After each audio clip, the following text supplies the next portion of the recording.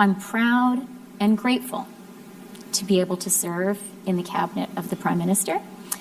And I really don't spend a lot of time focusing on Ottawa gossip. Gossip, skullduggery, shenanigans, tomfoolery. This sounds like a typical day in Ottawa.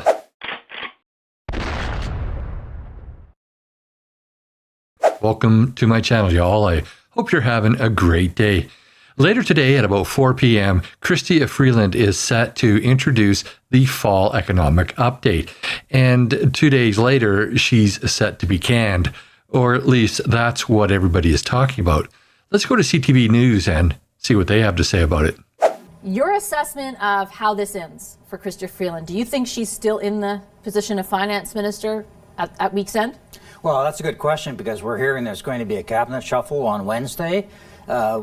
People are being very careful about whether Mr. Carney is coming in.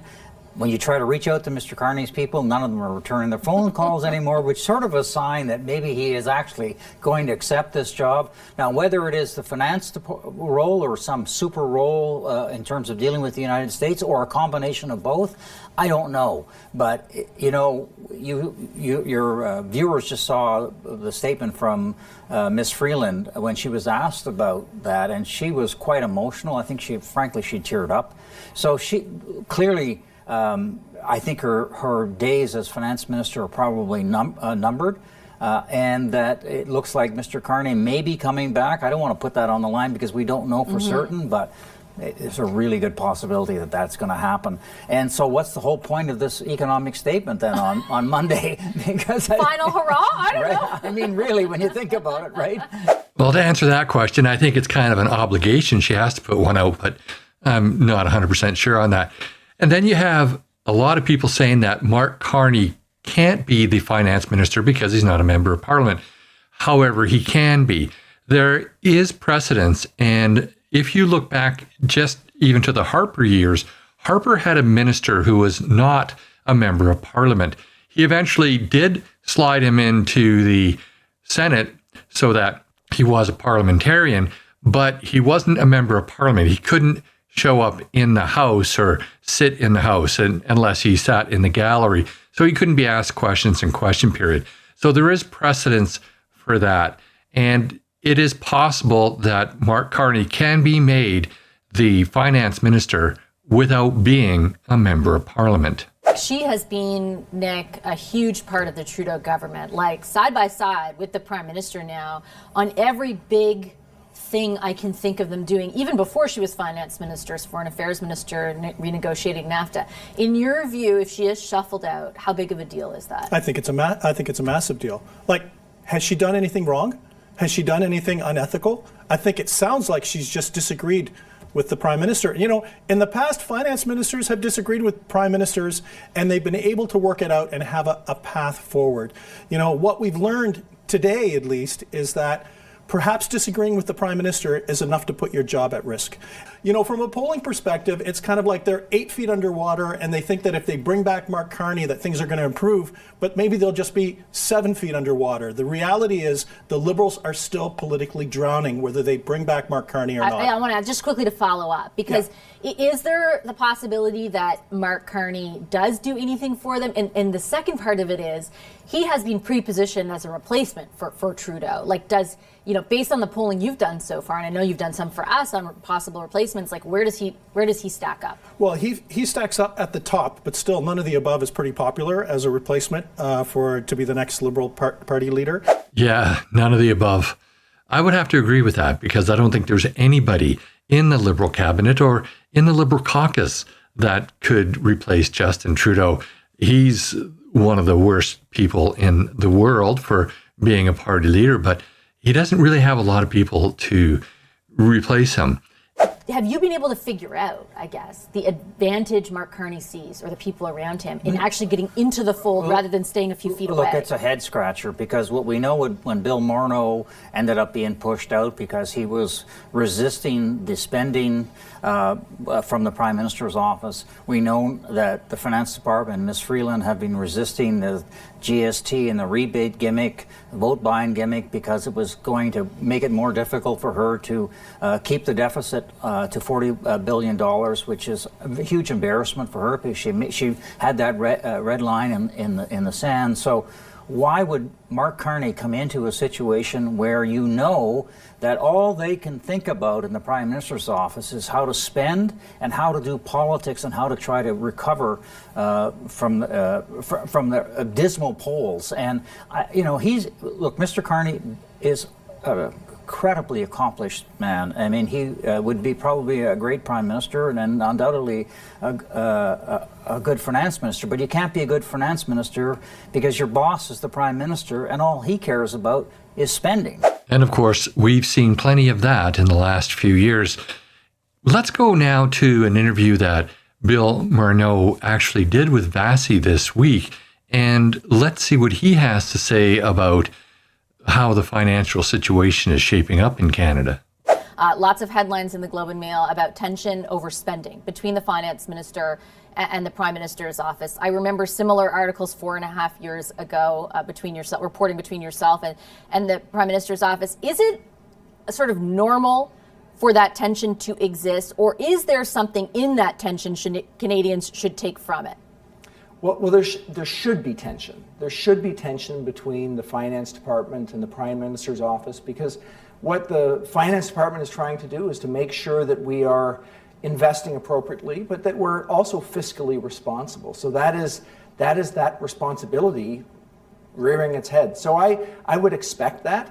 I think what's clear to us right now is that the level of expenditure that we've had during the Chrétien Martin years, during the Harper years, during the first 4 years while I was in office in the Trudeau government, those levels of expenditure have been eclipsed now in the post-pandemic period. So I think that the level of tension is likely to be higher because of our situation, and we need to be careful to have the fiscal capacity to do the things that are going to be important both in the immediate term around dealing with the Trump possibility of tariffs, and the longer term to ensure that we're focused on economic growth that can benefit all Canadians. Yeah, I don't think Trudeau really cares about reasonable financial policies. I don't think he cares about leaving Canada in a better place. In fact, a lot of people even think that he wants to burn Canada down and destroy Canada on his way out the door because he is a wounded narcissist, as Jordan Peterson would say. Let's go to another CTV interview with Tom Mulcair and see what he has to say about this situation.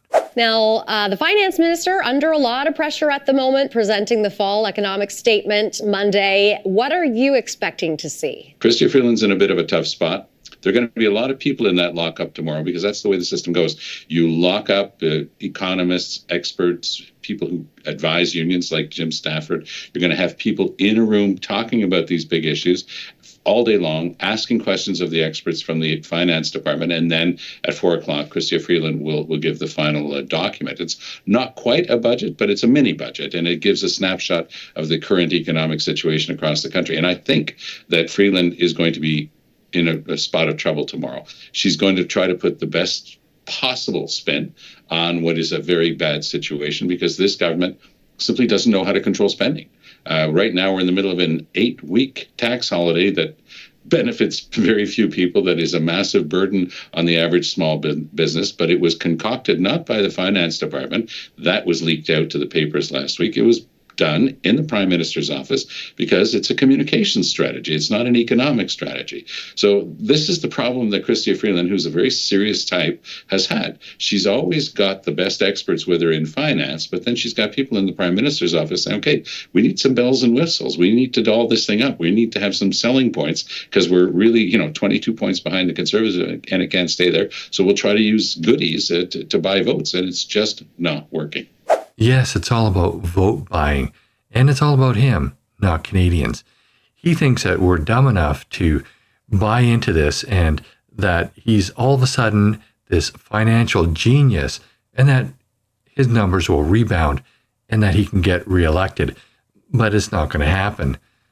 Are we going to learn more tomorrow about how Canada intends to deal with Trump's tariff threat? And what do you expect to be coming out of that?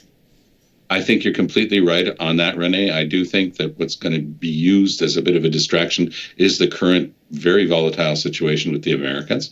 I was listening to Bill Morneau before, and I got the chance to read the transcript of his conversation with Vassy on CTV Question Period that's going to be up today.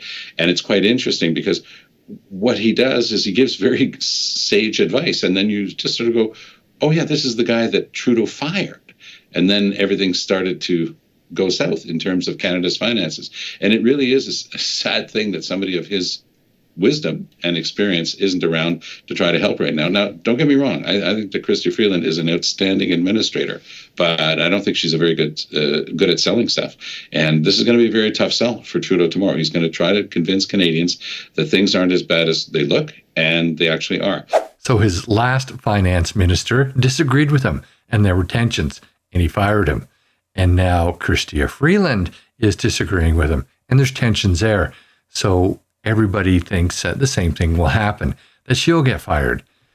Let's see what happens on Wednesday, but I think that she will be canned. I did catch a very long interview on French news TV. It came out on Friday, and it was interesting with Pierre Poilievre. Poilievre made several times the same reference that the Liberals are playing fast and loose with the financial facts. And we'll see whether or not during that lengthy lockup, people are able to poke holes in some of the numbers that the Liberals are going to be putting up. It will soon leak out, by the way. This is the stage that we're in right now, where people in different departments are going to start leaking stuff as we head into this next election. Senior bureaucrats know that the government is about to change, and they're going to be trying to protect themselves. And if there has been skullduggery in preparing these numbers, believe me, it's going to come out in short order. And Tom should know all about that. He was a former leader, of course, of the NDP, and I believe he was actually the official opposition at one time because the Liberals had previously sunk so low in the standings. We will probably hear in the next few months a lot of information coming out from senior bureaucrats, which is very interesting. So the ship is sinking and the rats are leaving. That's kind of how I look at it. Now, Tom did another interview, and in this next interview, he suggests that Trudeau is also about to jump ship.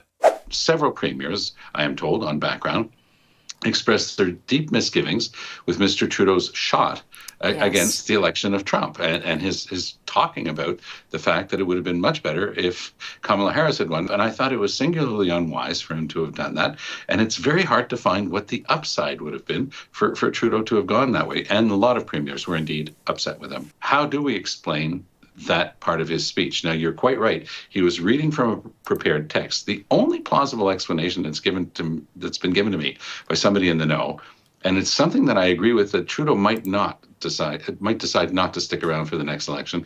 He was teeing it up. If you look at all those sentences together, he was pleading for women in leadership roles in politics. Now, the only party in Ottawa, there's 5 parties in the House of Commons, the only one that's never had a woman leader is the Liberals. Trudeau defeated 4 women for the leadership the last time. So is he trying to set it up so that he could plead, for example, for either Melanie Joly or Chrystia Freeland to be his eventual replacement, if indeed he does step down? And I repeat, I sincerely believe that that's what he's planning to do. I don't see him sticking around, not with everything that's happening right now. Of course, that speech he was talking about was published by, I think it was on CPAC, but I do have a copy of it. I'll roll that copy in here, or a portion of it, a small portion of it, and then we'll talk about it. Now, it shouldn't be that way. It wasn't supposed to be that way. We were supposed to be on a steady, if difficult sometimes, march towards progress. And yet, just a few weeks ago, the United States voted for a second time to not elect its first woman president. Everywhere, women's rights and women's progress is under attack, overtly and subtly. But I want you to know that I am, and always will be, a proud feminist. You will always have an ally in me and in my government. I'm sure you've seen some of the hilarious responses to that on YouTube, so I won't cut in any here. This video is already far too long. But let's talk about this for a moment.